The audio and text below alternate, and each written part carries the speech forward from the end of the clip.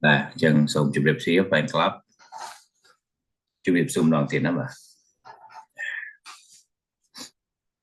cái đào thì chẹn lắm mà chân khăn không biết bờ sân cầm đá cái này rồi không nhưng sân cầm đá lắm mà anh ấy dương anh ở rót chẹn đó nè rót chẹn cứ maintain nó cứ lẹ tự cọ lẹ snow về ọt tự chẹn thì chấm trộm nơi lắm mà nơi khang New York lắm mà happy ọt miền snow đi à nó mang tự chẹn khăng nó mà anh ấy khang chấm đi ta phlieng hơi thì chẹn khăng này nó mà chấm làm chẹn khăng ok bà chân chủ sạch đường tèm đó nữa mà sao tạiពេលវេលាមានកំណត់ណាបាទសមិទ្ធផលរបស់លោកប្រធានាធិបតីទី14 Franklin Pierce បាទ1952ណាបាទហើយគូប្រជែងរបស់គាត់នេះគឺ Winfield Scott គឺជាមេបញ្ជាការរបស់គាត់ណាបាទគាត់កូនចៅរបស់មេបញ្ជាការបាទដែលឈរបាក់ខុសគ្នាណាបាទពេលចូលឈ្មោះរបស់គាត់មានន័យថាលាចេញពីតំណែងតែអញ្ចឹងសមិទ្ធផលរបស់មកគឺចាញ់ Franklin Pierce គាត់នៅក្នុង Franklin Pierce គាត់នៅក្នុងបក Democratic ចំណែក Winfield គាត់នៅក្នុងបក Whig គេ Whig ហ្នឹងក៏បំបែកចេញមកបកហ្នឹងដែរដំបូងទីណាបាទកាលណាមានគំនិតវាមិនត្រូវគ្នាអានឹងត្រូវបំបែកអូខេបាទចឹងគាត់254សម្លេងមេរបស់គាត់បាន42សម្លេងចឹងមានន័យថាចាញ់សម្បើមហ្នឹងបាទអូខេសមិទ្ធផលរបស់គាត់យ៉ាងមិនដែរណាបាទសមិទ្ធផលរបស់គាត់នេះគឺគាត់ចូលរួមចម្បាំងដែរព្រោះគាត់ជាទាហានណាបាទនៅក្នុងសង្គ្រាមមិចស៊ីកូហើយនឹងអាមេរិកពី1846ដល់1848ណាបាទចឹងរដ្ឋដែលខ្ញុំនៅនេះរដ្ឋ Arizona បាទ New Mexico និយាយចំខាងត្បូងនេះភាគច្រើនណាបាទចាប់ពី Texas មកហ្នឹងគឺជាទឹកដីរបស់ Mexico អូខេបាទច្បាំងហើយទិញហើយច្បាំងយកខ្លះទិញខ្លះណាបាទដោយ Louisiana អញ្ចឹងច្បាំងហើយបានទិញអញ្ចឹងបើស្ប៉េនច្បាំងចាញ់ហើយលុយមកឲ្យមិនយកវាអស់លេងហ្មងណាបាទចឹងមានន័យថាពួកខាងស្បៃសនេះគេជា gentleman ណាបាទគេចរចាគ្នាណាបាទអូខេច្បាំងផងចរចាផងលុយក៏ឲ្យណាបាទពួកដឹងថាហ្នឹងដីរបស់គេអូខេបាទអញ្ចឹងវាកើតឡើងអញ្ចឹងដូចខ្ញុំនិយាយនៅក្នុង clip មុនអញ្ចឹងគឺថាឲ្យតែមហាអំណាចគឺយកដីគេហើយលើពុកលោកនេះហ្នឹងគ្រប់គ្នាដូចតែគ្នានេះតែខ្នោទេណាបាទអញ្ចឹងពេលយើងស្ដាប់ព័ត៌មានទៅយើងប្រើវិចារណញ្ញាណហ្នឹងមកឲ្យដឹងប្រវត្តិគាត់ហ្នឹងខ្ញុំបានប្រាប់ហ្នឹងបាទអូខេជាងការនិយាយព័ត៌មាននៃប្រទេសមួយគឺជាតិនិយមខ្ញុំត្រូវខាងនេះគាត់ថាខ្ញុំត្រូវអូខេចឹងបាទច្បាំងគ្នាវល់ប៉ុន្តែយើងអ្នកអានយើងត្រូវអានបានគ្រប់សពដើម្បីស្វែងយល់បាទអញ្ចឹងសមិទ្ធផលទី1នេះគឺចូលរួមច្បាំងបាទហើយក្រមបញ្ជារបស់បេក្ខភាពប្រធានាធិបតីនៃបកមួយទៀតមិនបាញ់ហ្នឹងឯងគឺមេរបស់គាត់បាទអូខេគាត់ឈ្មោះ Winfield Scott ណាមេរបស់គាត់ហ្នឹងណាបាទអូខេសមិទ្ធផលទី2របស់គាត់គឺ devote to keeping the union គឺមានន័យថារឿងសង្គ្រាមស៊ីវិលនៅអាមេរិកហ្នឹងវារៀបនឹងផ្ទុះទៅហើយណាដោយសារតែរដ្ឋភូមិភាគខាងត្បូងនេះត្រូវការប្រើប្រាស់ទេសកលក្នុងការធ្វើកសិកម្មប៉ុន្តែរដ្ឋខាងជើងអត់ព្រមព្រោះរដ្ឋខាងជើងនេះប្រកាសច្បាប់អត់មានទេសកលទេពីព្រោះប្រើនយោបាយហ្នឹងដូចនៅអង់គ្លេសអញ្ចឹងអង់គ្លេសកាន់កាប់កាណាដាណាបាទអញ្ចឹងខាងកាណាដាគេឡើងមានទេសកលនឹងទៀតហើយតែអញ្ចឹងវាចម្រូងចម្រាសគ្នាអញ្ចឹងណារហូតដល់ផ្ទុះសង្គ្រាមហ្នឹងហើយអូខេបាទអញ្ចឹងគាត់បន្តនយោបាយពីលោកប្រធានាធិបតីចាស់នៅក្នុងបករបស់គាត់ណាបាទតទៅទៀតណាទី3 infrastructural achievement បាទនេះការសាងសង់ប្រព័ន្ធហេដ្ឋារចនាសម្ព័ន្ធទឹកភ្លើងផ្លូវថ្នល់ណាដូចនៅប្រទេសខ្មែរយើងអញ្ចឹងណាបាទគឺសាងសង់ថ្នល់មុនគេណាបាទអញ្ចឹងហើយយើងដំណើរបងប្អូនធ្វើដំណើរឬចរាចរណ៍ពាណិជ្ជកម្មគឺចេញពីខេត្តមួយទៅខេត្តមួយវាងាយស្រួល chẳng hạn nó đầy thông từ tại thưa bà con họ nóដើម្បីសម្រួលដល់ប្រជាជនធ្វើដំណើរព្រោះឥឡូវនេះដីវាបានមកមុនប្រជាជនហើយចឹងត្រូវឲ្យប្រជាជនចំណាក់ស្រុកទៅកាន់កាប់ចាប់ដីធ្លីដើម្បីសាងរដ្ឋថ្មីណាដោយនៅប្រទេសខ្មែរយើងសម័យណានិគមបារាំងក៏ដូចគ្នាការបង្កើតខេត្តព្រះវិហារការបង្កើតខេត្តឧត្តរមានជ័យនៅក្នុងព្រៃស្តុកមើលអីមិនឃើញទេខ្ញុំកើតមិនទាន់ប៉ុន្តែខ្ញុំ imagine ណាបាទ imagine មានន័យថានឹកមើលការសម័យនោះយ៉ាងម៉េចណាគឺព្រៃបិទចិត្តអស់ហើយណាបាទចឹងប្រជាជនទៅនោះគឺបានដីបានអីបានតំណែងការងារអីចឹងទៅបានប្រជាជនព្រមទៅព្រោះខេត្តចុងកាត់មកយកណាបាទព្រៃសុទ្ធសាធបាទអូខេបាទតទៅទៀត purchase the territory in southwest បាទនេះគឺទិញ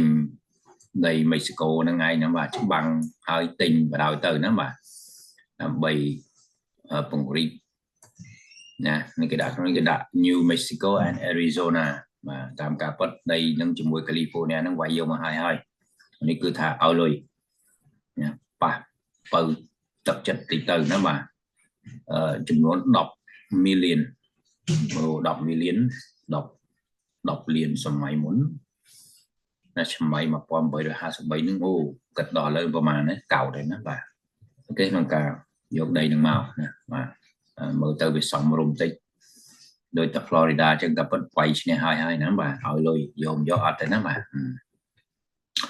នេះគឺសមិទ្ធផលមួយទៀតណាបាទនៃរដ្ឋ New Mexico ហើយនឹងរដ្ឋ Arizona អញ្ចឹងមើលនៅក្នុងផែនទីឃើញណាបាទនៅក្នុងផែនទី YouTube មើលទៅខ្ញុំប្រាប់ខេត្តហ្នឹងវានៅកន្លែងណាណាstate ណាបាទរដ្ឋឡើងមកលើហ្នឹងខ្ញុំមានដាក់ផែនទីឲ្យមើលណាបាទគេនៅបន្ទាប់ពីនេះបន្ទាប់ពីរដ្ឋ Texas នេះណាបាទជាប់នៅ Texas ហ្នឹងគឺ New Mexico ផុតពី New Mexico មកគឺ Arizona ណាខ្ញុំចូលផែនទីនៅក្នុង YouTube ណាបាទ Arizona នេះឡើងមកបាន California បច្ចុប្បន្ននេះខ្ញុំឡើងនេះឯងណាបាទអូខេចឹងរដ្ឋដែលមានអាកាសធាតុល្អប្រចាំឆ្នាំណាបាទប្រចាំឆ្នាំតែម្ដងគឺរដ្ឋ California នេះឯងអត់មានតកកធ្លាក់ទេតែល្ងាដូចគ្នាណាបាទប៉ុន្តែអ្នកដែលមានបញ្ហាជំងឺជង្គង់ក៏នៅតែមានបញ្ហាត្រូវការក្តៅជាងនឹងបន្តិចអញ្ចឹងអ្នកដែលមានបញ្ហាជំងឺជង្គង់រដ្ឋដែលអាចសមរម្យបំផុតគឺ Florida ហើយនិង Hawaii បាទបើខ្ញុំឆ្លាញ់ Florida ជាងអ្នក Florida វាក្តៅជាងនេះបន្តិចណាបាទអញ្ចឹងអ្នកដែលមានជំងឺជង្គង់នេះគឺមិនសូវមានបញ្ហាទេណាអញ្ចឹង Florida នេះច្រើនតែជារដ្ឋដែលអ្នកដែលគេ retire ពីភូមិភាគខាងជើងចូលនិវត្តន៍ហ្នឹងបាទគេមកទិញផ្ទះនៅ Florida ហ្នឹងឯងហើយអ្នកខ្លះក៏ចេញទៅក្រៅទៅបាទចេញទៅប្រទេសផ្សេងទៀតទៅណាបាទហើយក៏ឃើញមានបងប្អូនច្រើនត្រឡប់ទៅស្រុកខ្មែរច្រើនណាបាទចូលនិវត្តន៍នៅស្រុកខ្មែរបាទក៏ច្រើនដោយសារចាស់ទៅវាពិបាករឿងជង្គង់វាជង្គង់ណាបាទតែចាក់ខ្លាំងជង្គង់នេះទឹកតែទៅ birthday បងថ្លៃម្សិលមួយថ្ងៃហ្នឹងណាតែគេនេះ$100ជាងអញ្ចឹងខ្ញុំនៅផឹកដល់ថ្ងៃផឹកវាអស់ជាងហ្នឹងបើតែគេថ្លៃវាមិនជាខុសគ្នាអីប្រហែលវាបានក្លិនក្អូបណាបាទបើខ្ញុំញ៉ាំតែ Costco បាទប្រអប់វានឹងរាប់រយកញ្ចប់ណាមកផឹកអស់កន្លះឆ្នាំ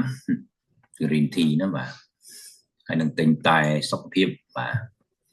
តែសុខភាពដូចជានៅផ្សារទីយើងមិនមានដូចតែស្លឹកខ្ញុំទិញពីផ្សារថៃមកតែស្លឹកទៀបបារាំងបាទហ្នឹងគឺស្លឹកទៀបបារាំងយើងដឹងណាបាទអញ្ចឹងហើយបានខ្ញុំផ្ដាំផ្ញើ fan club ដែលមានដីនៅផ្ទះ complete ណាដើមមរុំស្លឹកមរុំគឺវាមានស្លឹកមរុំគឺវាមាន protein គ្រប់ A B C D E អញ្ចឹងធ្វើបបរទៅអីដាក់ចូលក្នុងបបរហ្នឹងឲ្យកូនក្មេងញ៉ាំទៅគឺរត់ផលដូចគ្នាហើយនឹងសុទ្ធតែប៉ុណ្្នឹងឯងអត់ចាំបាច់សម្រាប់អ្នកដែលខ្សត់ខ្សោយថវិកាណាខ្ញុំប្រាប់វិធីដែលមានកូនមានសុខភាពល្អដោយមិនបាច់ចំណាយលុយច្រើនអត់ចាំបាច់ស៊ីម្លាក់គីគោអីអត់ចាំបាច់ទេបបរឆ្អឹងជ្រូកលាយពងមាន់មកគ្រាប់ណារួចហើយលាយស្លឹកម្រុំ ok chẳng bạn là nơi trung bình tiền nắng miền đấy nó từ đam và đam một bị thông tình đó mà vô sạc với nó này hay mà giống miền hoa bây giờ cái này khi mà ngữ xây nó tay điện anh ấy không gì tới đường protein sau cái sân dan dia ada dalam selama dalam rumah dalam chế và hơi nâng để trong vậy mình nó cứ tiếp barang nó cũng chào là sao cứ chỉ sót tape đó mà tiếp barang là cái yêu thua tay này về nhằm tay tiếp barang đó cứ vì liên chiết pol là không luôn tiếp xây ra là mình chừng cloud nó mà tiếp barang nó trời nhằm lại tiếp barang ở ban mùi một ngày hai phật là tay tiếp barang chẳng slap tay tiếp barang ta dùng trời khơiอย่างmình nằm về ban slap tay dương trời vô slap về nắng từ hà sân hà về ai mà stop tới vì riêng ngôn nên ngôn hai bạn kỳ vô mà trong từ slap tay chúng ta cái nắm mà anh đang bị thi và dương miền đám thì bạn đang gặp lần này đang bị thi nhiều đam làm chơi mà đám mà bị đám thì bạn ấy cũng cho sao cứ cũng chặt chịp bộ lòng luôn chia ba đầu làm hẳn li ấy không luôn nó nhằm mà nó cần play thì bạn một ngày mùi hơi nhằm tài lập thì bạn chỗ này thôi này bạn ha mà support hơi trong tay bạn này làm mày ấy kịch cùng luôn này nó crop spike crop ấy tờ bài thứ hai chỉnh chậm mòn vì bố xuất mòn này ấy đại miền protein group còn thua amino miền sọc tiếp đó xuất mòn miền collagenในក្នុងនឹងធ្វើឲ្យស្បែកយើងចាំឃើញទេអត់មានស្អីក្រៅពីនឹងទេដែលល្អបើនៅប្រទេសដែលជឿនលឿនហើយគឺ breakfast គេត្រូវតែមានសុទ្ធតែម៉ោង1 ឬ 2បាទគេងងើមកគឺគោះសុទ្ធហ្នឹងផាត់ទឹកអីបន្តិចប្រេងបន្តិចទៅញ៉ាំជាមួយនឹងនំប៉័ងហើយហ្នឹងគឺ protein កម្លាំងធ្វើការអត់ចាំបាច់ទៅរកអីក្រៅពីហ្នឹងទេហើយអ្នកដែលចង់ជួយអ្នកដែលមានលទ្ធភាពខ្សត់ខ្សោយនៅតាមជនបទជួយឲ្យមេមន់2អញ្ចឹងទៅដើម្បីឲ្យវាពងគាត់បានសុទ្ធនឹងញ៉ាំគឺមាន protein គ្រប់គ្រាន់ដូចគ្នានេះរស់នៅងាយដែលយើងអត់ដឹងហ្នឹងបាទយើងចូលចិត្តតែអីមកហូបទៅហាងអីទៅរបស់ថ្លៃអត់ប្រយោជន៍ collagen នៅក្នុងសុទ្ធថ្ងៃរូបមន្តស្បែកចាំហ្នឹងញ៉ាំសុទ្ធរាល់ថ្ងៃទៅពងមាន់ហ្នឹងឯងមួយគ្រាប់ឬ2គ្រាប់បើកូនក្មេងត្រូវតែឲ្យញ៉ាំមួយគ្រាប់រាល់ថ្ងៃបបពេលព្រឹកវាអីហ្នឹងមកហូបពេលព្រឹកហ្នឹងណាបាទហើយបើធំតិចហើយយើងចៀនឲ្យញ៉ាំទៅអូខេបាទទៅ fast food អីហ្នឹងសិតតែបំផ្លាញសុខភាពទេចូលហាងក៏ចឹងដែរបំផ្លាញសុខភាពទាំងអស់តែខ្ញុំប្រាប់មិញគឺចាំបាច់នៅផ្ទះត្រូវតែមានដើមមរុំបាទទីបារាំងវិជាអសតណាទុកធ្វើជាផ្លែឈើញ៉ាំផងដើម្បីធ្វើឲ្យខ្លួនយើងត្រជាក់ក្នុងព្យាបាលរោគខ្លាំងដើមចេកទេបាទផ្លែចេកគឺជាផ្លែឈើព្រោះគេឲ្យញ៉ាំបន្លែផ្លែឈើរាល់ថ្ងៃញ៉ាំសាច់វាជាជាតិអាស៊ីតបន្លែផ្លែឈើវាគឺជាជាតិបាសអញ្ចឹងអាពីរនឹងចូលទៅផ្សំគ្នាទៅវា neutral មានន័យថានៅកណ្ដាលអញ្ចឹងអត់មានស្អីប៉ះពាល់សុខភាពទេអូខេយើងញ៉ាំតែសាច់យើងញ៉ាំតែផ្អែមអាហ្នឹងបង្កជាតិអាស៊ីតច្រើនអាហ្នឹងហើយដែលជាប្រភពនៃជំងឺគ្រប់យ៉ាងហើយនៅពេលដែលយើងទុនខ្សោយទៅវានឹងអភិវឌ្ឍទៅជាមហារីកឃើញទេបាទនេះគឺងាយឲ្យងាយយល់ណាបាទអូខេនៅឆ្លៀតពេលហ្នឹងខ្ញុំបញ្ចូលកន្លែងហ្នឹងតិចឲ្យទៅហើយអ្នកណាដែលមានដីធំអីទៀតហ្នឹងអាចដាំរុក្ខជាតិដែលជាឱសថនៅក្នុងដីរបស់យើងហើយក្រៅពីបាញ់មិញហ្នឹងគឺថាជីអីដែលយើងត្រូវញ៉ាំជីអំបូងជីអង្កាមជីត្រចៀកជ្រូកជាជ្រូកដូចថ្នាំព្យាបាលក្អកហ្នឹងបាទដើមចេកនេះសន្សើមនៅធ្លាក់លើដើមចេកហ្នឹងប្រមូលវាមកព្យាបាលក្អកលេខ1ហ្នឹងបាទក្អកអត់បាត់ទេទឹកសន្សើមលើដើមចេកហេស្លឹកគ្រៃហេស្លឹកគ្រៃយើងត្រូវតែដាំពីព្រោះយើងត្រូវប្រើប្រាស់វាក្រៅជាម្ហូបហើយវាជាឱសថព្យាបាលអ្នកណាដែលស្លាប់ដៃជើងដើរមិនរួចអញ្ចឹងគេធ្វើម៉េចស្លាប់ដៃជើងប្រើមិនរួចគឺគេទៅច្បូតទឹកសន្សើមពីស្លឹកគ្រៃអស់ហ្នឹងហើយយកមកទៅដោះនៅលើជើងដែលស្វិតថ្ងៃដៃណាដែលស្វិតគេទៅដោះឯណាវាប្រើពេល6ខែឡើងទៅណាបាទទៅ1ឆ្នាំព្រោះវាជាប្រភេទធម្មជាតិឃើញអត្ថប្រយោជន៍វាទេក្រៅពីញ៉ាំបានហើយវាជួយផ្នែក សុខភាពព្យាបាលជំងឺធ្ងន់ធ្ងរបានណាបាទនៅមានច្រើនទៀតដែលខ្ញុំអត់តន់ត្រូវនិយាយពួកអស់ហ្នឹងណាបាទរឿង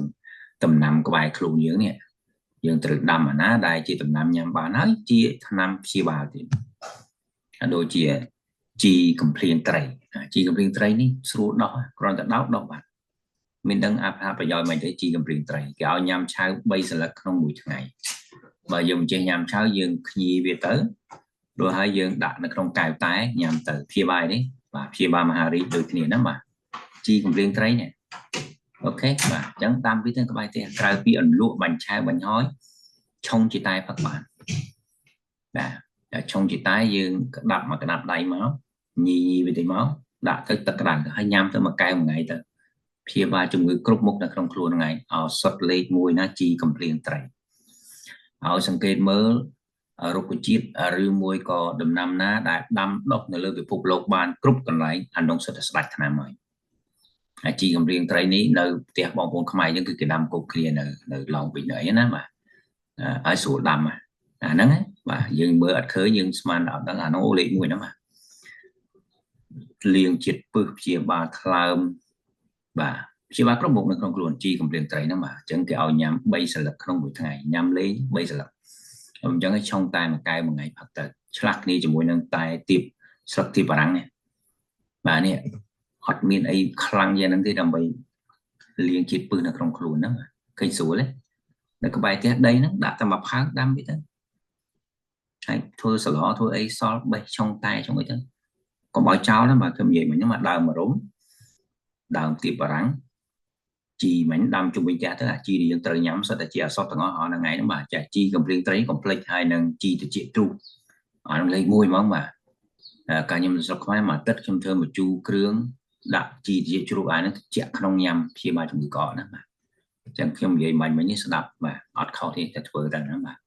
ឆ្លងកាត់បទពិសោធន៍មកដល់ខ្លួនឯងហ្នឹងបាទមិននិយាយតាមគេទេណាបាទអញ្ចឹងវានៅមានច្រើនទៀតដែលខ្ញុំត្រូវប្រាប់ហ្នឹងបាទដាំហ្នឹងវាត្រូវការជីមែនទេបាទចាំនិយាយទៅខ្ញុំថែមរឿងវាធ្វើជីដល់ខ្លួនឯងថែមមកហើយត្មងទៅណាបាទ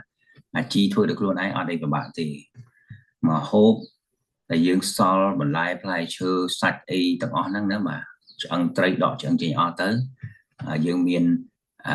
ធុងកុំយកធុងផ្លាស្ទិកវាមានជាតិគីមីណាបាទ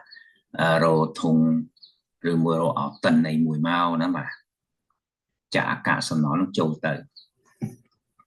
ហើយបាយដែលយើងបាយដែលញ៉ាំអស់ចាក់ចូលទៅអូខេហើយទុកវាចោលទៅតែខ្ទង់មួយទឹកណាបាទស្រង់ទឹកហ្នឹងយកមកស្រោចស្រង់ទឹកវាមួយទឹកហ្នឹងវា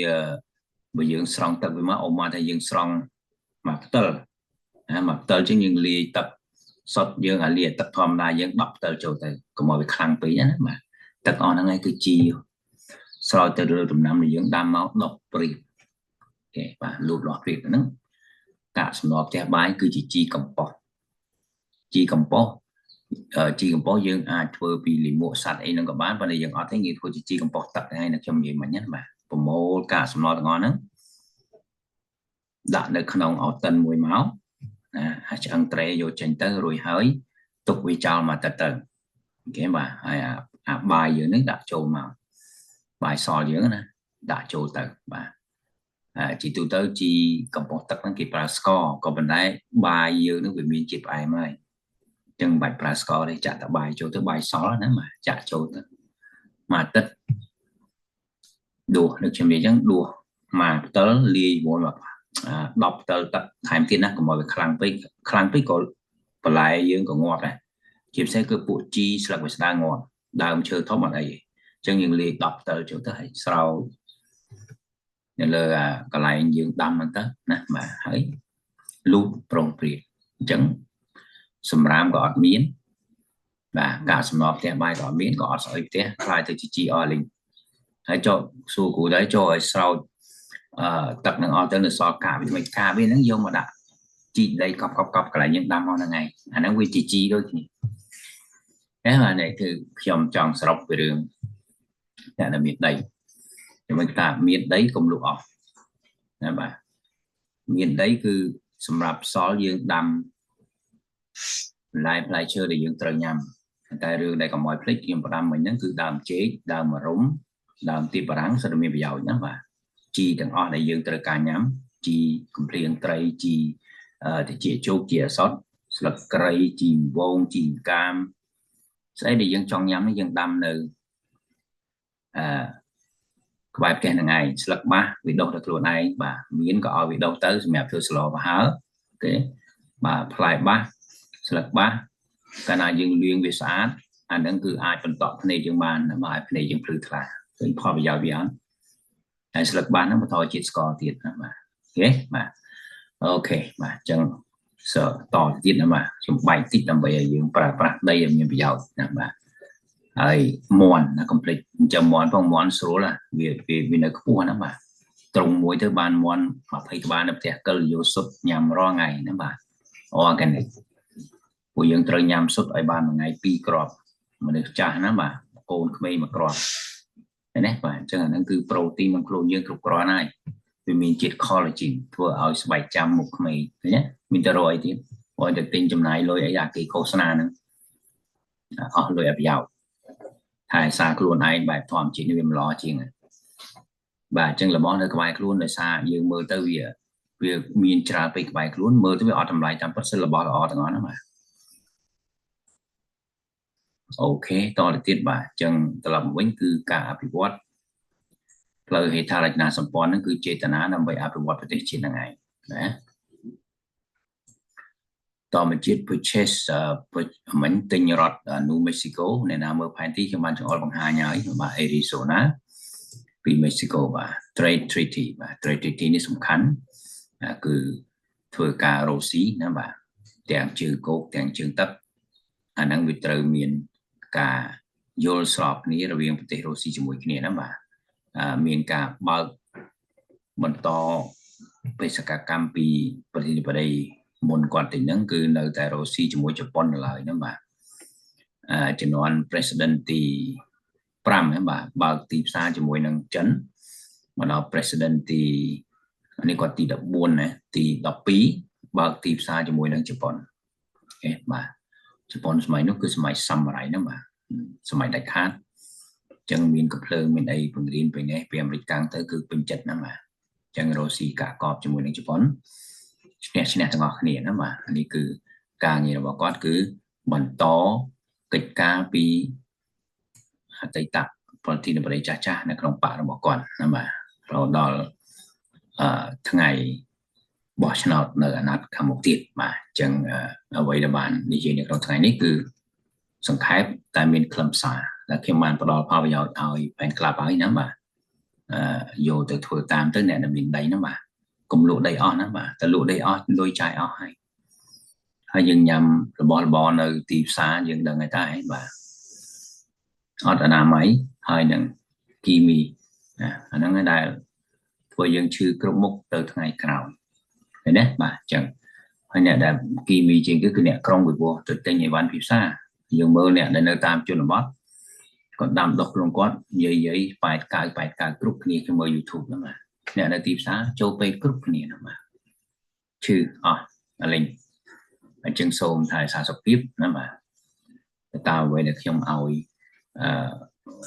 នៅមិញណារំលឹកឡើងវិញមកទៀតណាបាទអ្នកដែលមានដីដាំដំណាំគ្រប់មុខដែលខ្លួនឯងចង់ញ៉ាំជីអីទាំងអស់ហ្នឹងដាំទៅបាទកុំឲ្យភ្លេចជីកម្រៀងត្រីហើយនឹងជីតិចជ្រូកជីតិចជ្រូកព្យាបាលជំងឺក្អកជាថ្នាំត្រជាក់លេខ1ខ្ញុំអាទិត្យខ្ញុំធ្វើបញ្ជូរគ្រឿងពីជីតិចជ្រូកម្ដងបាទជីកម្រៀងត្រីនេះគឺអ្នកណាញ៉ាំបាញ់ហើយមិនឆាវហ្នឹងគឺជីកម្រៀងត្រីវាជាឱសថព្យាបាលជំងឺគ្រប់មុខនៅក្នុងខ្លួនណាបាទហើយបើយើងនេះទៅយើងឆុងជាតែញ៉ាំទៅក៏បានដែរអូខេអត់ចាំបាច់ហាលទេពីព្រោះអានេះយើងញ៉ាំឆាវបានអញ្ចឹងបទពិសោធន៍យើងរាប់ពីណាពីនេះមកគឺយើងញ៉ាំឆាវបានអញ្ចឹងមិនបាច់ហាលទេមកកណ្ដាប់ដៃញីឆុងទឹកក្តៅផឹកទៅមួយកែវមួយថ្ងៃហ្នឹងគឺលាងជាតិពឹសព្យាបាលជំងឺថ្លើមជំងឺក្នុងខ្លួនយើងយូរទៅជាអត់ដឹងខ្លួនដើមចេកទេបាទអញ្ចឹងដើមចេកវាមានផលប្រយោជន៍តាំងតែពីស្លឹករហូតដល់ឫសអញ្ចឹងមកខ្ញុំប្រាប់ឯណាបាទទេផ្លែចេកយកញ៉ាំហើយអ្នកដែលមានជីវភាពសត់ខ្សោយមានដើមចេកពេលវាស្គីលហ្នឹងគឺបេះវាមកហាលវាទៅឲ្យកិនជាម្សៅទុកទៅនឹងអ្នកដែលមានជីវភាពសត់ខ្សោយ ដើម្បីយើងលាយជាមួយបាយឬលាយជាមួយអីទៅពេលខ្លះខ្វះបាយខ្វះអីណាបាទហ្នឹងគឺដើមចេកឃើញណាទឹកសន្សើមមួយដើមចេកព្យាបាលជំងឺកគេប្រមូលមកផឹកអាក្អមបាត់ដើមរំមានវីតាមីន A រហូតដល់ E អញ្ចឹងកូនក្មេងធ្វើបបរឆ្អឹងជំនីជ្រូកឲ្យដាក់ស្លឹកម្រុំចូលដាក់ពងមាន់ក្របចូលរត់ប្រយត្រូវតែដាំដើមរំណាបាទដើមទីបារាំងព្យាបាលជំងឺមហារីកព្យាបាលជំងឺថ្លើមញ៉ាំមួយផ្លែបានមួយថ្ងៃតែទឹកតែស្លឹកទីបារាំងហ្នឹងអាហ្នឹងត្រូវយកទៅហាលឲ្យសពតដើម្បីកម្ចាត់ជាតិជ័រឲ្យមកចុងតែញ៉ាំទៅឃើញជុំវិញផ្ទះយើងមានពួកហ្នឹងឲ្យមាន់កំ plet ត្រូវតែចិញ្ចឹមមាន់ដើម្បីយកសុទ្ធញ៉ាំតែប៉ុណ្្នឹងយើងអត់ចាំបាច់ទៅចូលហាងចូលអីទៅគឺប្រូតេអ៊ីនគ្រប់គ្រាន់ហើយសម្រាប់សុខភាពរបស់យើងគឺគ្រប់តែហ្មងហ្នឹងបាទមានអីត្រូវទៅចំណាយលុយច្រើនទៀតឃើញទេហើយបើអ្នកមានកម្លាំងលុយចង់ទៅជួយអ្នកឆត់ខ្សោយในជនបទជួយមេមាន់ហ្នឹងឯងមួយក្បាលឬពីរក្បាលឲ្យមានសុទ្ធបង្ហាត់គាត់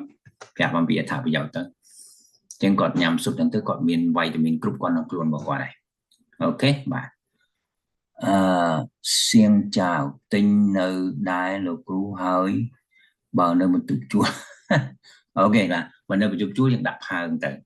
លោកគ្រូនៅបុរីមុនក៏ដាក់ផើងដែរចង់10ផើងមុខផ្ទះដាក់ផើងមួយយើងដាក់ផើងកុំឲ្យខូចអាឥតគេយើងភ្ជួរណាភ្ជួរមកអូបានចង់10ផើងដែរមុខផ្ទះឲ្យតែយើងអាសាទៅបានដូចគ្នាទេតែបងប្អូនអត់ធ្វើម្ហូបខ្លួនឯងអាហ្នឹងបងប្អូនក៏រកអាណាដែលជាអសត់ទៅដាក់ទៅអាគ្រូបរិញ្ញាគ្រូប្រាប់ដែរហើយបងប្អូនធ្វើម្ហូបខ្លួនឯងយើងដាំអាណាដែលគ្រូប្រាប់មិញទៅយើងត្រូវញ៉ាំហ្នឹងជីដំបងជីកាមអីហ្នឹងស្រួលដុសចង្វាក់ណាជីជាកំភ្លៀងត្រីជាជ្រូកដាំបាយទាំងអស់ហ្នឹងបាទអាហ្នឹងបើយើងអាសាដាក់ផើងនៅកន្លែងផ្ទះជួលហ្នឹងបាទគ្រូនៅបុរីល្មមក៏អញ្ចឹងដាក់ផើងនៅមុខផ្ទះដូចគ្នាហើយជីទឹកធ្វើខ្លួនឯងបាញ់មានតាំងពីជីក្រហមមានតាំងពីជីទឹកខ្ញុំប្រាប់មិញវិធីធ្វើដឹងអស់ណាបាទអូខេដល់ទីបញ្ចប់បាទសូមជម្រាបលាបាទสวัสดีครับចែកជានផងយោ All over my friend ជួបគ្នានៅคลิปក្រោយទៀតបាទជម្រាបលា